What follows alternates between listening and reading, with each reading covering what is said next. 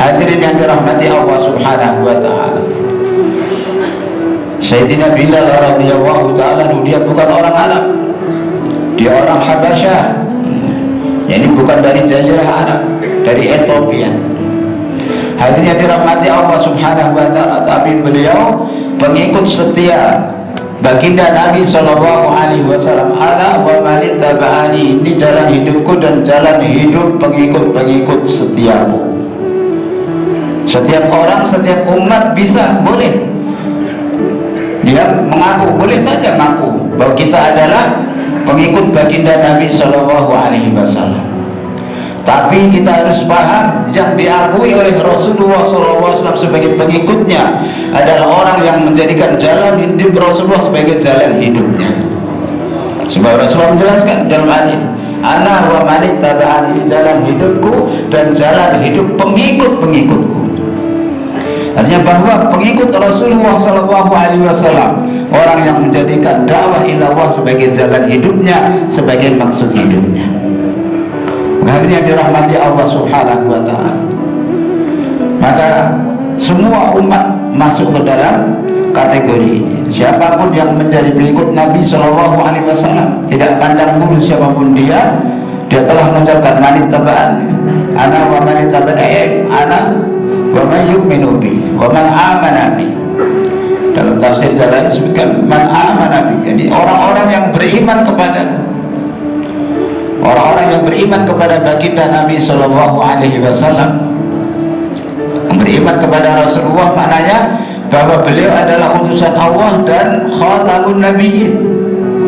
Beriman dengan kerasulan Rasulullah sallallahu alaihi wasallam itu ada dua bagian: meyakini beliau sebagai utusan Allah untuk seluruh umat manusia di seluruh alam hingga hari kiamat. Yang kedua, meyakini bahwa beliau adalah nabi yang terakhir, tidak ada nabi lagi setelah beliau, tidak ada rasul lagi setelah beliau. Seandainya ada umat yang meyakini beliau sebagai utusan Allah tapi tidak meyakini beliau sebagai nabi yang terakhir, maka imannya kepada rasul itu batal, enggak sah. Maka kita harus yakin bahwa beliau nabi yang terakhir. Nah, karena beliau nabi yang terakhir dan beliau sudah wafat, sudah menghadap Allah Subhanahu wa taala, maka ini tanggung jawab setiap individu daripada umat ini untuk melanjutkan usaha Nabi, melanjutkan fikir Nabi sallallahu alaihi wasallam. Maka itu yang dirahmati Allah Subhanahu wa taala, maka ini tanggung jawab, kewajiban setiap individu daripada umat. Sebab Allah dan kemudian juga tentang hadis. Ada hadis di mana Nabi sallallahu alaihi wasallam waktu haji wada di hadapan semua sahabat, laki-laki ataupun wanita ketika itu, yang alim ataupun yang awam di kalangan sahabat, Rasulullah berpesan, liyuballighi syahidu minkumul ghaib. Hadis, dan beliau mengatakan hendaknya kalian yang hadir menyampaikan agama ini kepada yang belum hadir. Maka ini perintah Nabi, amanah Nabi ini bukan hanya kepada ulama, ini kepada seluruh setiap individu daripada sahabat. Maka sahabat kemudian mereka bergerak ke timur, ke barat, utara, selatan untuk menyampaikan agama ini, sehingga agama tersebar kemana-mana. Hadirin dirahmati Allah Subhanahu wa taala, dan juga baginda Nabi sallallahu alaihi wasallam bersabda, ballighu anni walau ayah wa haditsu an bani Israil wala haraj. Hadirin dirahmati Allah Subhanahu wa taala, dan kemudian sambungan hadis, man kadzaba alayya muta'ammidan falyatabawa maq'adahu minan nar. Ballighu anni walau ayat, sampaikan dariku, dari Nabi sallallahu alaihi wasallam walaupun satu ayat. Ballighu ini taklif, bahasa Arabnya taklif, yakni penugasan, bahwa Nabi sallallahu alaihi wasallam mengamanahkan, menugaskan. Ballighu yang dimaksud adalah semua, kalian semua sampaikan. Ballighu, sampaikan kalian semua. Ani ini adalah tasyrif, bahwa kita penyampai, yang kita sampaikan bukan omongan sembarang orang, tapi omongan Imamul Anbiya wal Mursalin, agama yang dibawa oleh para nabi, yang dibawa oleh Imamul Anbiya wal Mursalin, baginda Nabi sallallahu alaihi wasallam. Ani dari diri Nabi sallallahu alaihi wasallam. Walau ayat takhfif, ini keringanan, meskipun hanya satu ayat. Artinya minimal aqalluha ayat, minimalnya 1 ayat kita sampaikan, kita tabligkan, kita sampaikan kepada manusia meskipun 1 ayat. Artinya dirahmati Allah Subhanahu wa taala, dakwah menyeru manusia kepada Allah Subhanahu wa taala ini tanggung jawab setiap individu daripada umat. Nah, hadirin dirahmati Allah, sesuai dengan kadar ilmu dan sesuai dengan kadar kemampuannya, sesuai dengan kadar ilmu dan sesuai dengan kadar kemampuannya. Sebab Allah Subhanahu wa taala tidak membebani hambanya yang di luar batas kemampuannya. La yukallifu nafsan illa wus'aha. Dan kemampuan setiap orang berbeda-beda. Ada yang diberi oleh Allah Subhanahu wa taala kemampuan sebagaimana di kalangan para sahabat. Di kalangan para sahabat radhiyallahu taala anhum ajmain. Memang kalau kita bayar targhib kan bahasanya langit. Berangkat Pak, berangkat, yakin kepada Allah, buat amal yang berangkatkan Allah Subhanahu wa taala. Setelah sebuah amal tapi belum ada hasilnya juga, maka keluar sesuai dengan kemampuan kita. Maka sesuai dengan kadar keilmuan kita dan sesuai dengan kadar kekuatan kita. Wajib atas setiap individu dari umat dakwah menyeru manusia kepada Allah SWT mengikut kadar ilmu dan mengikut kadar kemampuan. Sehingga ada di kalangan sahabat juga yang mereka ketika teman-temannya berangkat kemudian sebagiannya pulang karena memang nggak punya bekal untuk berangkat, sehingga mereka kembali dengan meneteskan air mata, dengan beruraian air mata, karena mereka menyesal yang lain bisa berangkat, kenapa saya nggak bisa berangkat. Ada sahabat yang seperti itu, nggak bisa berangkat. Karena itulah maka baginda Nabi Shallallahu Alaihi Wasallam selama di Madinah Munawwarah 150 jemaah dikeluarkan, hanya 25 jemaah yang disertai oleh beliau. Dan alasannya beliau mengatakan, sebenarnya aku ingin menyertai setiap jemaah yang keluar dari Madinah, hanya saja karena saya kasihan dengan sebagian sahabat yang tidak bisa berangkat, makanya saya tidak menyertai semuanya. Sebab kalau setiap Rasulullah keluar, sahabat yang tidak bisa keluar, maka akan tambah sengsara, akan tambah sedih, akan tambah menangis. Karena itulah maka karena kasihan kepada mereka, sebagian aku sertai, sebagian tidak aku sertai. Nah, hadirin yang dirahmati Allah Subhanahu wa taala, maka ada sebagian sahabat yang memang nggak bisa. Apakah kita bisa mengatakan bahwa ini sahabat ini amalannya nggak sempurna, ini amalnya nggak baik, ini maka nggak bisa berangkat? Sebagaimana tim taskil hari ini, kalau ada teman nggak bisa berangkat, wah kamu amal kamu nggak benar nih. Kalau merasa amalannya nggak benar, nggak apa-apa, amalan kita belum sampai, itu nggak apa-apa. Tapi jangan menilai amalan orang lain. Jangan menilai amalan orang lain. Wah, bapak ini amalannya belum benar ini, maka nggak berangkat, nggak boleh. Kalau amalan diri nggak apa-apa, maafkan saya belum sempurna amalan saya sehingga saya belum bisa berangkat. Nah, ini yang dirahmati Allah Subhanahu wa taala. Maknanya wajib atas setiap kita dakwah sesuai dengan kadar ilmu yang kita miliki dan sesuai dengan kadar kemampuan yang kita miliki. Setiap orang diberi oleh Allah kemampuan yang berbeda-beda, kemampuan finansial yang berbeda-beda. Hadirin yang dirahmati Allah Subhanahu wa taala, yang bisa berangkat ke negara jauh, berangkat ke negara jauh. Yang memang mampunya hanya dalam negeri, ya di dalam negeri. Kita juga nggak bisa, kamu ini udah 20 tahun dakwah kok nggak ke negeri jauh, nggak ke IPB, wah ini amalan kamu ada yang kurang. Nggak bisa, nggak boleh seperti itu. Hadirin yang dirahmati Allah Subhanahu wa taala, kita juga nggak tahu dengan asbab amalan siapa. Agama tersebar di Amerika, agama tersebar di Eropa. Bisa jadi itu sebagaimana Nabi SAW beliau mengatakan bahwa ada sebagian saudara-saudara kita yang dia tinggal di Madinah, mereka terhambat untuk keluar jalan Allah karena mereka sakit atau karena mereka punya uzur, tapi dalam pahala mereka sama dengan kita. Rasulullah bersabda kepada sahabat yang pulang keluar, kalian jangan bangga dulu, jangan merasa diri kalian lebih baik daripada saudara-saudara kalian yang tinggal di Madinah yang nggak bisa keluar. Karena apa? Karena Mereka nggak bisa keluar karena ada uzur. Ada yang kena sakit, ada yang kena khidmat ibunya, nggak ada yang lain yang khidmat orang tuanya, ada yang karena uzur yang lain nggak bisa berangkat. Tapi fikir mereka, risau mereka dengan sebab tangisan mereka, mereka dapat pahala yang sama seperti yang kita dapatkan yang keluar jalan Allah Subhanahu wa taala. Artinya dirahmati Allah Subhanahu wa taala, kita nggak tahu tetesan air mata siapa yang menyebabkan datangnya hidayah di suatu negeri, majunya kerja dakwah di suatu negeri, kita nggak tahu.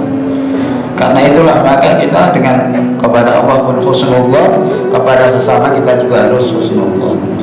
Berprasangka baik kepada setiap orang, jangan berprasangka buruk terus. Dan berprasangka buruk pun nggak boleh, itu dilarang oleh Allah Subhanahu wa taala. Hadirin yang dirahmati Allah Subhanahu wa taala, yang wajib di kita bebani ya diri kita. La tukallif illa nafsak wa harridil mu'minin. Hadirin yang dirahmati Allah Subhanahu wa taala, maka dakwah kewajiban setiap orang Islam, kewajiban setiap orang yang mengucapkan kalimah la ilaha illallah. Tapi tadi sesuai dengan kadar ilmu yang dimilikinya dan sesuai dengan kadar kemampuan yang dimilikinya. Dan setiap kita mampu. Hanya saja hari ini kita buat dakwah belum sekemampuan kita, masih semau kita. Jadi bukan semampu tapi semau. Jadi kita pun juga harus muhasabah diri kita bahwa selama ini kita dalam menjalankan dakwah baik intiqali maupun maqami masih semau kita, belum semampu kita. Kalau ditargim ala kuatan Allah akan membebani di luar kemampuan saya, mampu saya segini, tapi belum semampu kita, masih semau kita. Hadirin yang dirahmati Allah Subhanahu wa taala, maka kita perlu untuk meningkatkan pengorbanan lagi dan lagi sampai Allah Subhanahu wa taala menyampaikan kita ke level seperti para sahabat. Karena itulah target daripada usaha dakwah. Ketika Syekh Ilyas Remes, kita enggak dengar langsung dari Syekh Ilyas, tapi dari masyayikh yang datang ke negeri kita. Mereka dari syekh masyayikhnya yang seumur dengan, yang sezaman dengan Syekh Ilyas sudah enggak ada. Maka tapi kita dengar dari para masyayikh yang sering datang ke negeri kita bahwa Syekh Ilyas pernah ditanya di Jalan Najib, Ustaz, memang ketemu sama Maulana Ilyas, kok bilang Maulana Ilyas berkata, dengar dari masyayikh dan bapak juga sering mendengar bahwa Syekh Ilyas pernah ditanya apa yang Maulana kehendaki daripada usaha agama, usaha dakwah yang dibuat ini.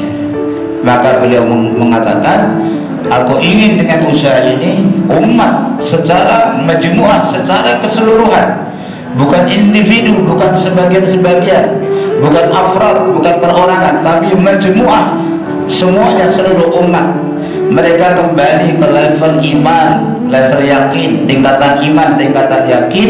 Yang di atas tingkatan tersebut dulu para sahabat radhiyallahu taala anhum ajmain ditinggalkan oleh yang mulia baginda Nabi besar Muhammad sallallahu alaihi wasallam. Dan ya 6 sifat tadi. Mereka umat kembali kepada level yakin kepada Nabi Muhammad sallallahu alaihi wasallam dan ittiba dalam menghidupkan sunnah, seperti level tingkatan para sahabat ketika mereka ditinggalkan baginda Nabi sallallahu alaihi wasallam. Yaitu apa? Ketika itu level iman mereka sudah mentok, sudah yakin, sudah sempurna, dan level ibadahnya sudah sempurna, level imannya sempurna, level akhlaknya sempurna. Sempurnanya ya ketika Rasulullah menjelang wafat itu, sahabat, karena Allah telah firmankan, al-yawma akmaltu lakum dinakum wa atmamtu alaikum ni'mati wa raditu lakumul Islam dinan. Agama sempurna, maka imannya sahabat ketika itu telah sampai kepada kesempurnaan. Hadirin yang dirahmati Allah Subhanahu wa taala, itulah yang dikehendaki oleh Syekh Ilyas dari segi ibadah, dari segi imaniyah, segi ilmu, dari segi zikir, dari segi akhlak, segi keikhlasan, dan dari segi dakwah. Umat ini kembali ke level secara istimewa, secara keseluruhan. Sebab di zaman Rasulullah SAW 100% umat tanpa terkecuali mereka telah sampai ke kesempurnaan sifat-sifat ini. Nah, hadirin yang dirahmati Allah Subhanahu wa taala, kita juga dakwah, niat kita ke sana. diri kita. Kita dakwah untuk memperbaiki diri kita agar kita menjadi orang-orang yang baik, imannya baik, ibadahnya baik, akhlaknya baik, ilmunya benar, punya sifat ikhlas, dan level dakwah kita seperti dakwah para sahabat radhiyallahu taala anhum ajmain. Di mana hadis Allah Subhanahu wa taala para sahabat, kita sama-sama paham intiqali maqaminya sahabat. Bagaimana intiqali dan maqaminya sahabat, kita menuju ke sana.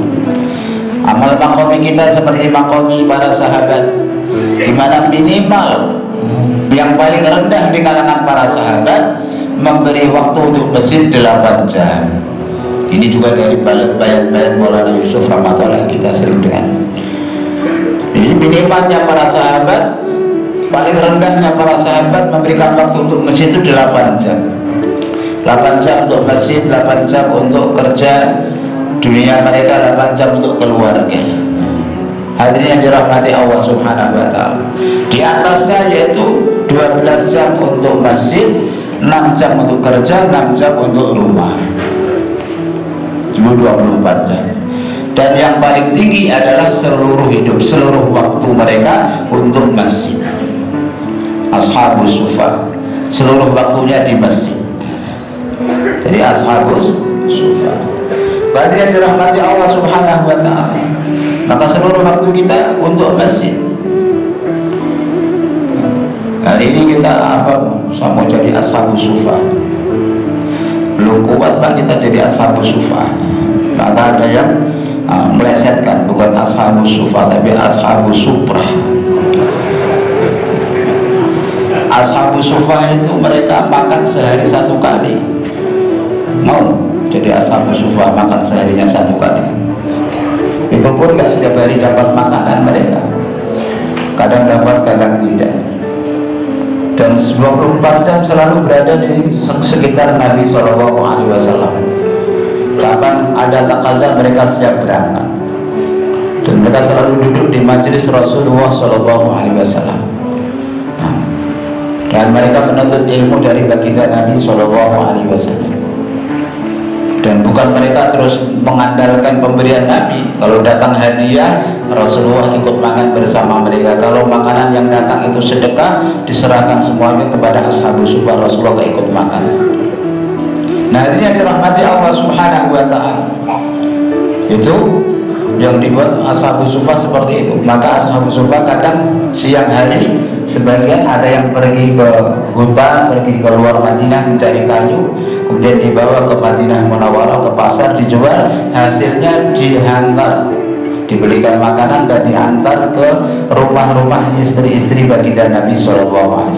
Mereka merasa nggak bisa gaji Rasulullah, nggak bisa beri, maka hasilnya itu dikasihkan, dihadiahkan ke rumah-rumah istri Nabi SAW. Ini bukan mereka menerima gratis, tidak, mereka kerja juga, usaha. Hadirin yang dirahmati Allah Subhanahu wa taala, seluruh waktu mereka di masjid siap untuk menyambut takazah kapan saja. Kadang siang hari, kadang malam hari. Kadang menemani baginda Nabi SAW malam hari. Karena Rasulullah SAW beliau memberikan waktu ba'da Isya. Kebiasaan Nabi waktu di Madinah juga buat UMM kalau bahasa kita, ini bahasa Nabi ya, karena beliau Nabi SAW diutus untuk menyampaikan, menghidupkan ilmu dan hidayah. Masaluma ba'athaliyallahu minal ilmi wal huda. Ini misi, maksud Rasulullah dihantar, diutus untuk menyampaikan ilmu, menghidupkan ilmu kepada setiap individu dari umat. Maka orang-orang Ansor ini siang hari mereka kebanyakan waktu mereka di kebun mereka. Kalau orang Muhajirin kan di pasar, dan mereka berdagang di pasar itu nggak ada yang full sih. Paling pagi habis duha sampai menjelang zuhur, 2 jam 3 jam buka toko. Setelah zuhur asar udah nggak lagi. Nah, hadirin yang dirahmati Allah Subhanahu wa taala, maka untuk orang Ansor Rasulullah SAW memberi waktu untuk mereka ba'da Isya. Sayyidina Miqdad radhiyallahu taala yang meriwayatkan bahwa setelah sholat Isya Rasulullah SAW kebiasaan kebanyakan waktu beliau, tidak setiap malam juga, kebanyakan, karena jadi kebiasaan Nabi SAW setelah sholat isya beliau akan pergi ke perkampungan orang-orang Ansor untuk menyampaikan agama, ilmu agama kepada mereka. Isyanya Rasulullah nggak kayak kita jam 7:30, jam 8. Isyanya Rasulullah dan sahabat itu akhir sepertiga malam pertama. Jadi Rasulullah dan sahabat sholat isya itu ya kalau kita jam 10, setengah 11, jam 11 itu Rasulullah dan sahabat baru mengerjakan sholat isya. Sholat awal waktu, amalan yang paling utama sholat awal waktu, kecuali sholat isya. Waktu utamanya, afdalnya adalah akhir sepertiga malam pertama. Itu tadi jam 10, setengah 11. Sehingga dalam dikatakan sahabat nunggu sholat isya itu sampai tertidur-tidur mereka. Karena lama, jam 10, setengah 11 baru sholat isya. Kayak di Nizamuddin lah, kalau bapak pergi keluar India itu pas Nizamuddin itu sholat isyanya akhir sepertiga malam pertama. Jam 10, setengah 11, setengah 12 baru taklim akhir, jam 12 baru tidur, nanti jam 2 udah bangun. Kalau musim panas udah bangun, sudah sahur. Jadi siangnya panjang 16-17 jam, malamnya cuma tinggal 6 jam 7 jam. Hadirin yang dirahmati Allah Subhanahu wa taala. Maka setelah sholat isya Rasul akan pergi ke perkampungan orang-orang Ansor. Di sana beliau lama, maka ada sahabat dari Ashabus Suffah yang menemani beliau. Kadang beliau gak suka ditemani, tapi sengaja sahabat dari kejauhan membuntuti, takut kalau terjadi apa-apa ke atas baginda Nabi SAW. Sebab terkadang melewati perkampungan orang-orang Yahudi, di mana orang-orang Yahudi ini sangat memusuhi baginda Nabi SAW. Sahabat ikut tengah malam antar Nabi, nanti pulang larut jam 12, setengah 1 baru balik ke Masjid Nabawi. Hadirin dirahmati Allah Subhanahu wa taala. Maka satu malam kebiasaan, 3 orang yang tinggal di Masjid Nabawi ketika Rasulullah SAW keluar, maka Sayyidina Miqdad dan 2 orang temannya malam itu yang tinggal di Masjid Nabawi. Hadirin yang dirahmati Allah Subhanahu wa taala. Menyiapkan apa? Menyiapkan makanan, minuman untuk Nabi. Biasa setelah isya Sayyidina Miqdad akan memerah susu kambing, kemudian diberikan kepada Nabi SAW. Dibagilah, beliau minum, temannya minum, dan kemudian disisakan di satu wadah mangkok untuk Rasulullah.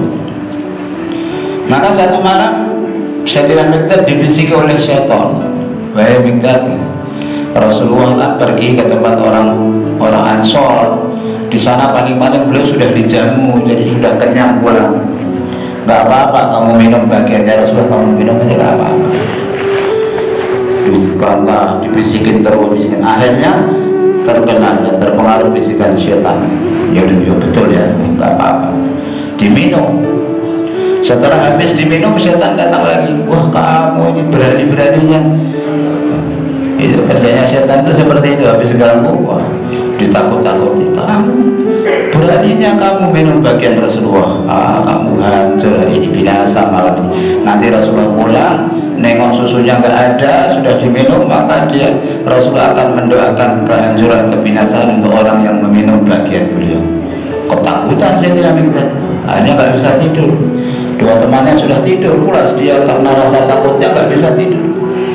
Betul, Rasulullah balik, kemudian beliau masuk masjid seperti kebiasaan beliau setiap pulang dari luar, maka datanya ke masjid dulu. Di masjid beliau sholat tahiyat masjid, kemudian beliau beranjak untuk minum susu. Ketika dibuka nggak ada, maka beliau angkat tangan, maka Sayyidina Miqdad sudah katakan, "Wah, ini saya didoakan kehancuran ini." Maka Sayyidina Miqdad pelan-pelan geser mau dekat, Rasulullah doa apa? Maka Rasulullah angkat tangan dan berdoa, "Allahumma at'im man at'amani wasqi man saqon." Jadi mendoakan orang yang minum susunya itu seperti mendoakan orang yang ngasih makan. Ya Allah, berilah makan kepada orang yang memberi aku makan, beri minum kepada orang yang memberi aku minum. Maka saya tidak mau tenang, lega. Alhamdulillah, Rasulullah mendoakan kehancuran untuk saya. Akhirnya saya pun bangun dan saya karguzari kepada beliau tadi begini ya. Maka mendengar laporanku kan menjadiku Rasulullah hanya tersenyum, lalu kemudian ya nggak apa-apa. Tapi kemudian aku sembunyi-sembunyi pergi ke belakang memerah susu lagi. Padahal susu kambing itu kalau sudah diperah, maka untuk diperah lagi harus nunggu 24 jam. Tapi atas kudrat Allah Subhanahu wa Ta'ala, saya perah keluar lagi. Padahal tadi sudah habis, sudah keluar lagi satu baskom lagi. Maka saya datang kepada Nabi dan saya bersedia, ya Rasulullah, ini ada susu, silahkan diminum. Rasulullah minum, saya minum, kenyang. Maka Rasulullah bersabda, bangunkan dua teman kamu. Dua teman saya pun saya bangunkan, minum bersama. Hadirin yang dirahmati Allah Subhanahu wa Ta'ala, maka dari riwayat ini menunjukkan kebiasaan baginda Nabi Shallallahu Alaihi Wasallam. Ba'da Isya pun, maka Maulana Sa'ad Hafizahullah, beliau menginginkan agar kita malam hari pun kita buat UMM. Malam hari pun kita, kalau kita mau cari ada itu orang yang melek malam nggak tidur itu baik. Apalagi di kota, kalau di kampung mungkin nggak ada. Dulu di kota ada orang yang malam hari melek, malah tidurnya siang hari, malam hari nggak tidur, banyak. Nah itu maka kita buat UMM, malam hari pun kita buat UMM, jumpa mereka, usaha memakmurkan masjid. Nah ini hadirin yang dirahmati Allah Subhanahu wa Ta'ala, cara ataupun amalan para sahabat ketika di Makkah untuk mencapai tingkatan iman seperti yang dikatakan Syekh Ilyas rahimahullah. Untuk kesana itulah maka ini amalan-amalan, tahapan-tahapan. Dengan amal masjid, belajar iman itu dengan membuat majelis-majelis iman di masjid, membuat majelis iman di masjid dan didukung setiap orang Islam dalam majelis iman. Inilah cara sahabat belajar iman, cara sahabat menyempurnakan iman dengan duduk di dalam majelis-majelis iman. Walaupun yang dirahmati Allah Subhanahu wa Ta'ala, ini makominya para sahabat. Mas masjidnya insyaallah Pak ya. Kita hidupkan masjid kita 24 jam. Jangan kita kalah dengan ahli dunia. Ahli dunia itu kadang cuma 2 orang, kadang cuma 3 orang bisa menghidupkan warungnya yang kecil 24 jam. Di Jakarta itu warteg, warung Tegal, kemudian warsun, warung Sunda, itu atau ada lagi juga tuh bubur kacang hijau itu yang jualan Indomie saat ini itu buka 24 jam ya, padahal kitanya penjaganya cuma 2, satu orang 12 jam siang hari, yang satu temannya giliran malam nungguin 24 jam. Warung kecil 24 jam bisa 2 orang lagi. Nah kita ahbab di satu mahalah kadang ada 10, ada 15 orang, masuk nggak bisa menghidupkan 24 jam. Maka Allah Subhanahu wa Ta'ala, kalau kita mau, kita sungguh-sungguh, Allah Subhanahu wa Ta'ala akan beri kita taufik.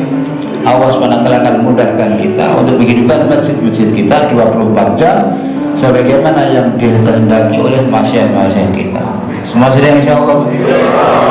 Kemudian hadirin dirahmati Allah Subhanahu wa Ta'ala, kerja intiqali. Nah intiqali kita bagaimana?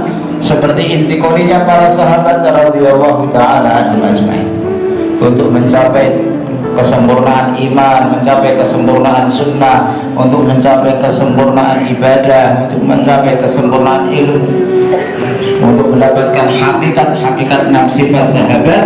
Maka kita intiqali hendaknya juga seperti para sahabat radhiyallahu ta'ala anhum ajma'in.